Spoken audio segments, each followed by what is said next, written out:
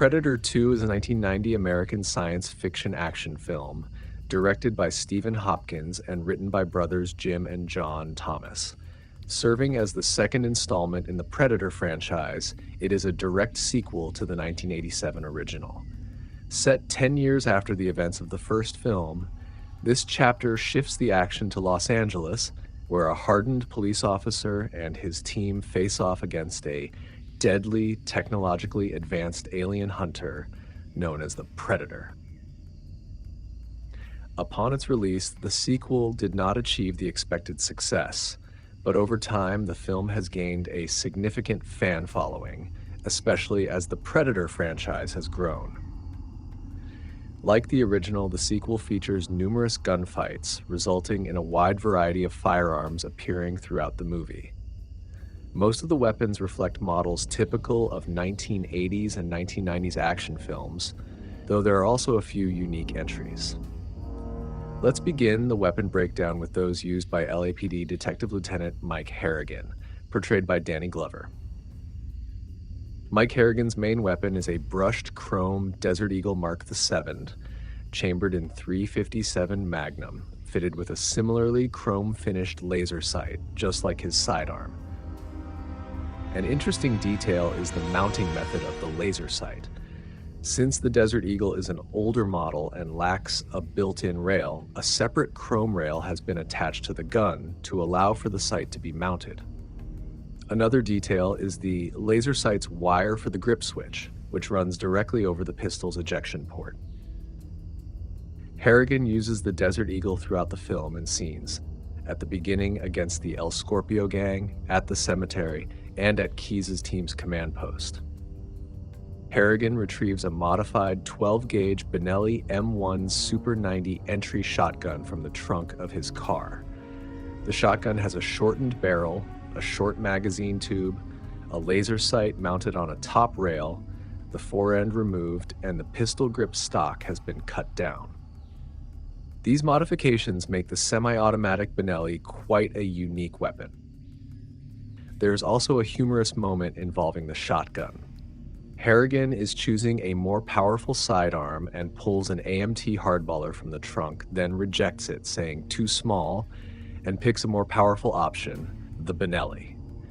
This is a reference to Arnold Schwarzenegger in the first Predator film, and to his portrayal of the T-800 in the first Terminator movie, where the T-800 used an AMT hardballer. Harrigan uses the Benelli during the shootout with the Colombians and in his encounter with the Predator. In these scenes, he fires several rounds without reloading, even though the shortened magazine tube realistically holds only 3 to 4 shells. Near the end of the film, Harrigan uses a Colt Sporter 1 carbine chambered in 5.56 by 45mm, equipped with an underslung M203 grenade launcher when confronting the Predator. The Sporter 1 carbine is mocked up to resemble the CAR-15 XM177 style rifle. The mocked-up Colt Sporter 1 carbine is also seen in the hands of an LAPD officer. Several different firearms can be seen in the trunk of Harrigan's car. 2 Colt Commanders chambered in .45 ACP are present, one of which has a satin stainless finish and is fitted with a weapon light. Also visible in the trunk is a Smith & Wesson Model 66 with a 2.5-inch barrel, chambered in .357 Magnum. The same snub-nose Model 66 can also be seen carried by a subway passenger later in the film. A nickel-finished Sig Sauer P225 chambered in 9x19mm is identifiable as well, along with an AMT hardballer long slide chambered in .45 ACP. At the end of the film, Harrigan receives an 18th century flintlock pistol from the elder Predator as a mark of respect. The weapon is a Catalonian replica pistol made by Denix. The plaque on the pistol reads Raphael Adelini 1715, hinting at how long the Predators have been hunting on Earth. Interestingly, the backstory of this pistol was revisited in the 2022 film Prey. Mike Harrigan's team is seen using various pistols, all equipped with either laser sights or tactical lights. The widespread use of laser sights seems intended to give the film a futuristic appearance. In many cases, unconventional mounting solutions are used, as factory accessory rails were not yet common on firearms at the time of the film's production.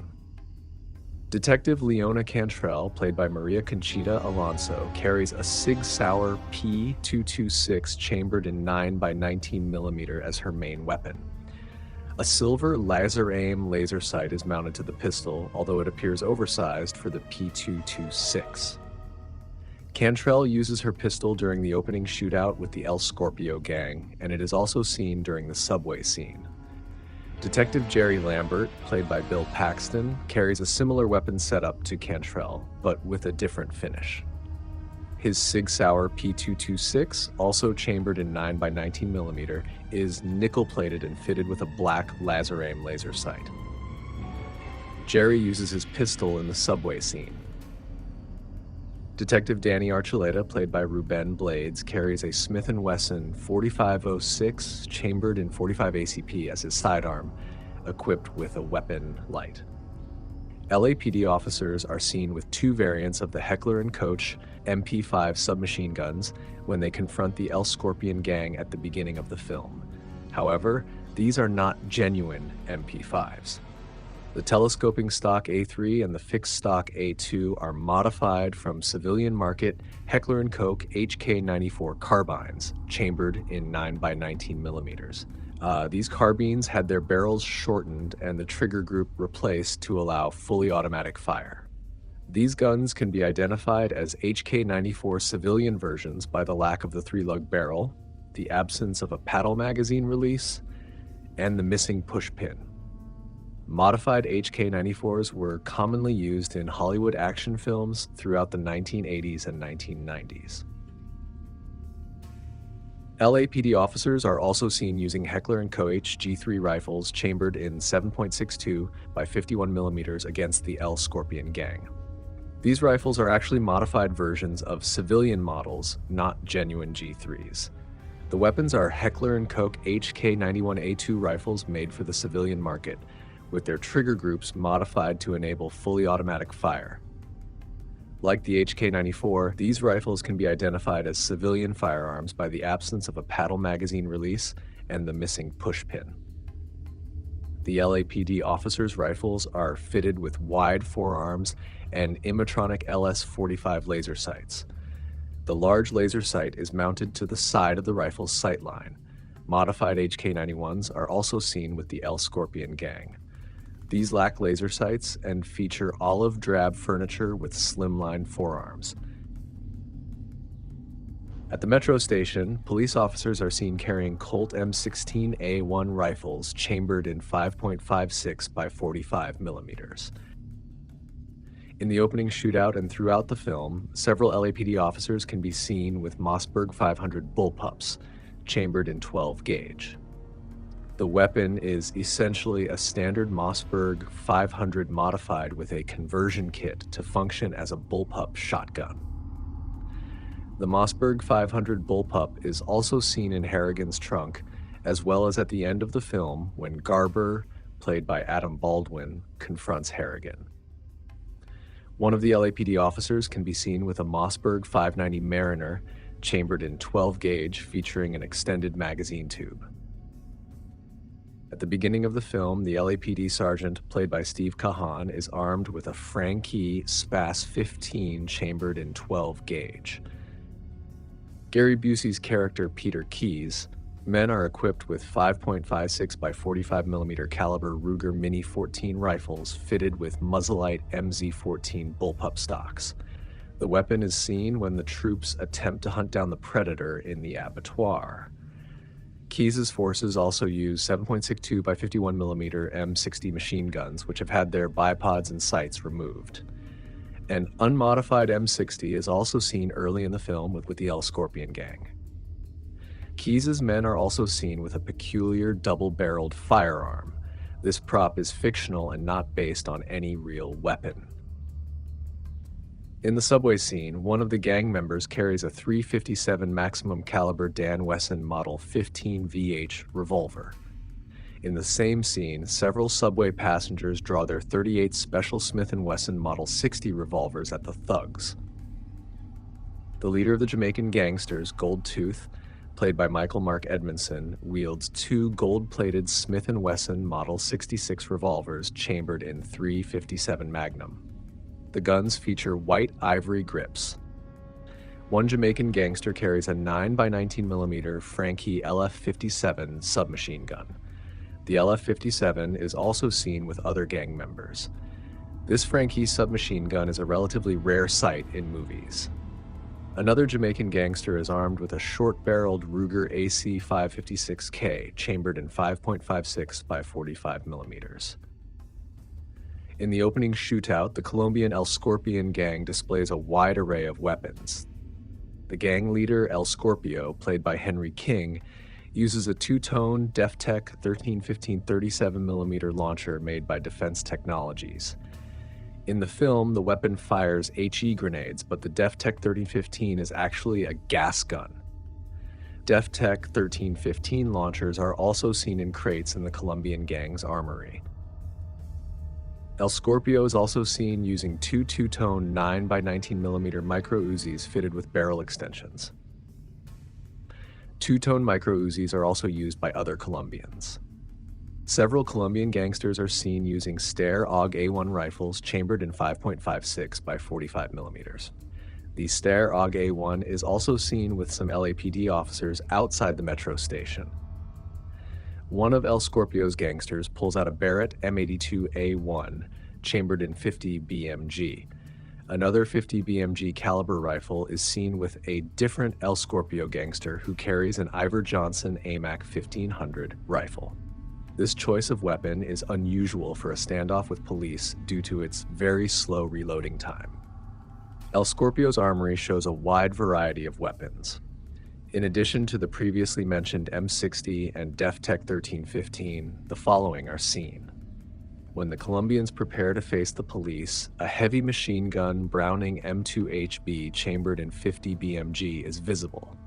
In the same shot, Ruger Mini 14, HK91A2, and a 140mm caliber M47 Dragon launcher are seen.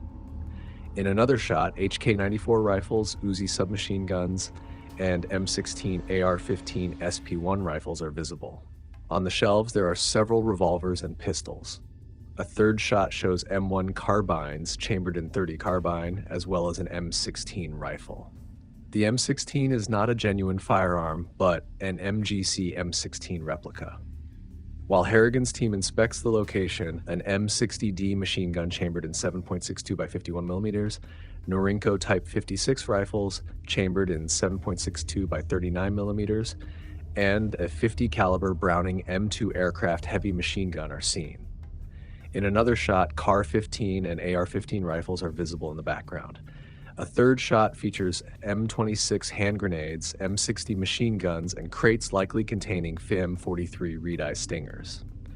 In a fourth shot, full-size 9x19mm caliber Uzi submachine guns are identifiable on a shelf. Hope you enjoyed the video. Write in the comments what you thought of the Predator 2 movie and what things and details you found in the movie yourself. Also remember to like the video, and if you haven't subscribed to the channel yet, it's worth doing so. It's free to subscribe, and you'll be notified when more interesting videos about firearms in movies are uploaded to the channel.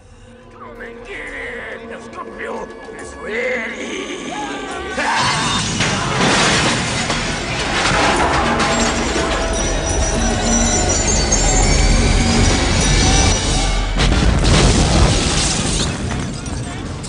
Sergeant, are your people in the building? No.